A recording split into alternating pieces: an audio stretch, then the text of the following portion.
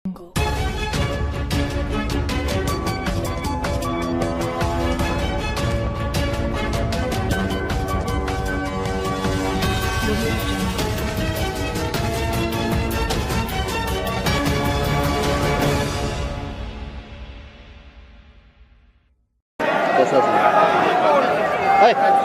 भी बना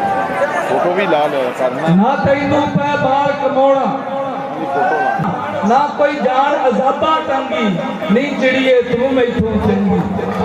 ना कोई झोक दा डंडी मारे रोमन मौला दे दरबारे की अंजुम की सूफी भंगी नहीं चिड़िए तू मैथों चंगी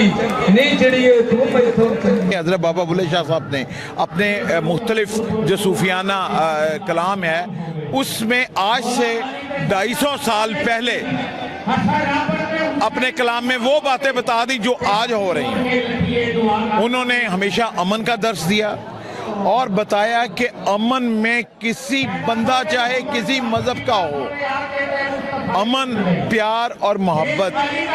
ये वो 3 बेसिक असूल हैं जो अल्लाह ताला ने अपने अंबिया इकराम के ज़रिए हम तक पहुँचाए। अल्लाह ताला की पूरी मखलूक से मोहब्बत करना यही बाबा बुल्ले शाह की जो थी वो निशानी है कलाम की। अगर आप उनका कलाम पढ़ें, आपको पढ़ना चाहिए, उसकी तशरीह भी पढ़नी चाहिए, तो आपको नज़र आएगा कि दिल से जो नफ़रतें हैं, जो मुनाफ़िक़तें हैं, वो दूर हो जाएंगी। ये जो हमारे इस्लाम में मुख्तलिफ जो है इस वक्त फ़िक़ा बन चुके हैं, मसालिक बन चुके हैं, जो दूसरे मज़ाहब में मसालिक बन चुके हैं, ये सब के सब इसी वजह से है कि हमने अंबिया इकराम, सूफिया इकराम की उन बातों पर अमल करना छोड़ दिया जो उनको अल्लाह ताला की तरफ से अता हुई और उन्होंने अवाम तक फैलाई।